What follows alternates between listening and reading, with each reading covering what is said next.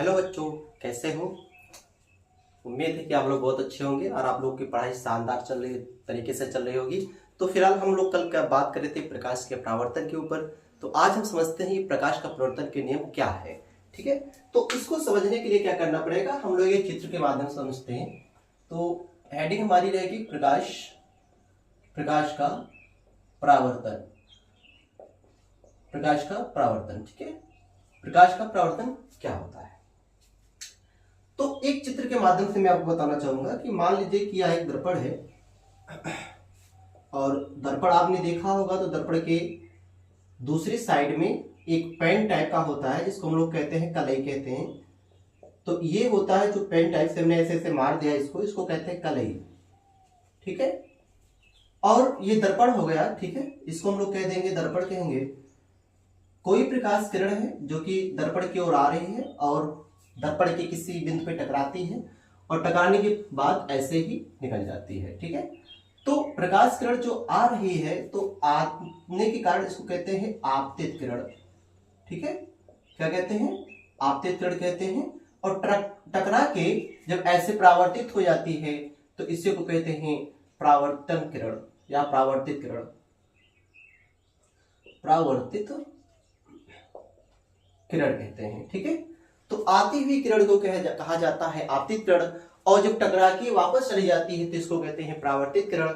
और इसके बीच में एक हम लोग रेखा खींचते हैं जिसको कहते हैं अभिलंब कहा जाता है, जिसे अभिलंब कहते हैं। और ये जो बिंदु है इसका नाम हमने वो दे दिया गया है जिसको कहते हैं आपतन बिंदु। आपतन बिंदु कहा जाता है। ठीक है, दूसरी चीज कि आपतित किरण के कारण यहां पे आपतन कोण बनता है। आपतन कोण जिसको हम लोग आई से प्रदर्शित करते हैं। और परावर्तित किरण के कारण यहां पे परावर्तन कोण बनता है। परावर्तन कोण बनता है जिसको हम लोग विज्ञान की भाषा में आर से प्रदर्शित करते हैं। ठीक है, तो इसके दो नियम, क्या नियम है। तो आपको एक छोटी सी पॉइंट समझना है पहले कि प्रकाश के परावर्तन के कितने नियम हैं। तो आपको पता होना चाहिए कि प्रकाश के परावर्तन के केवल दो नियम हैं। और उसमें से जो पहला नियम है आपके समक्ष मैंने चित्र बना के इसमें कुछ पॉइंट्स लिख दिए हैं। तो आपको मैं बताने की कोशिश करता हूं कि प्रकाश के परावर्तन के क्या नियम हैं। हम क्या किए हैं, सर्वप्रथम की एक दर्पण ले लिए हैं और दर्पण के नीचे कलई लगा दी गई है। ठीक है, इसको हमने कलई नाम दिया है। और इसमें एक आपतित किरण है। आपतित किरण मतलब जो प्रकाश आती है। और परावर्तित किरण का मतलब हो जाता है जो प्रकाश परावर्तित हो जाती है, मतलब कि जब दर्पण के या किसी पालिशदार या किसी चिकने तल पर टकराती है तो वह प्रकाश वापस लौट जाती है, तो उसी को परावर्तित किरण कहते हैं।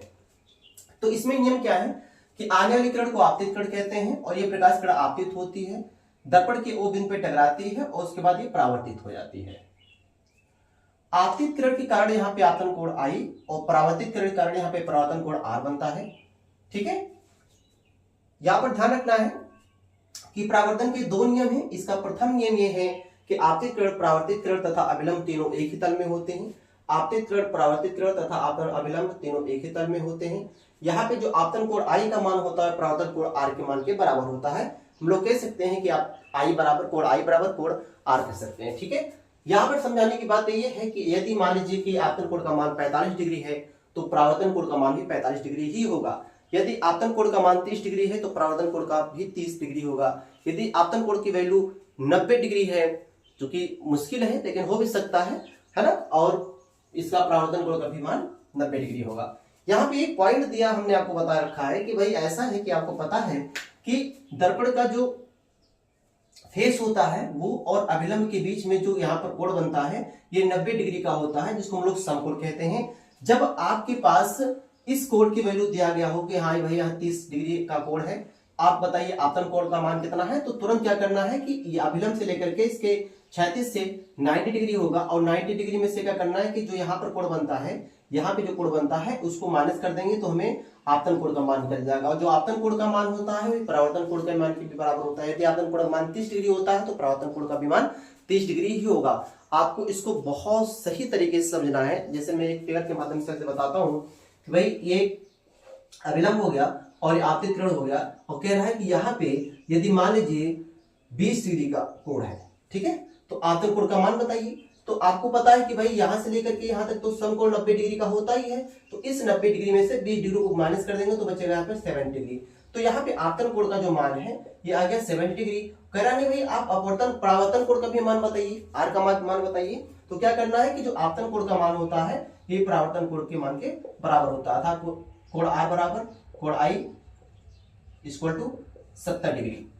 ठीक है, तो इस प्रकार से हम समझ सकते हैं कि प्रकाश का परावर्तन क्या होता है। तो मैं आपको एक बार एक्सप्लेन कर देता हूं कि प्रकाश का परावर्तन के कितने नियम होते हैं। तो प्रकाश के परावर्तन के दो नियम होते हैं।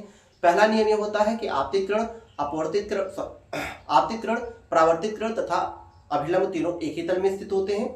दूसरा नियम यह है कि आपतन कोण का जो मान होता है वो परावर्तन कोण के मान के बराबर होता है, अर्थात कोण आई बराबर कोण आर होता है। तो ये होते हैं प्रकाश के परावर्तन के दो नियम। उम्मीद होगा कि आपको यह नियम पसंद आया होगा। तो प्लीज लाइक कर दीजिएगा, चैनल को सब्सक्राइब कर दीजिएगा और कमेंट करके बताइए कि क्या यह आपको जो मैंने डेरिवेशन या फिर प्रकाश का परावर्तन आपको समझाया क्या वो आपको समझ में आया। यदि मेरी स्पीड तेज है कि स्लो है आप इसको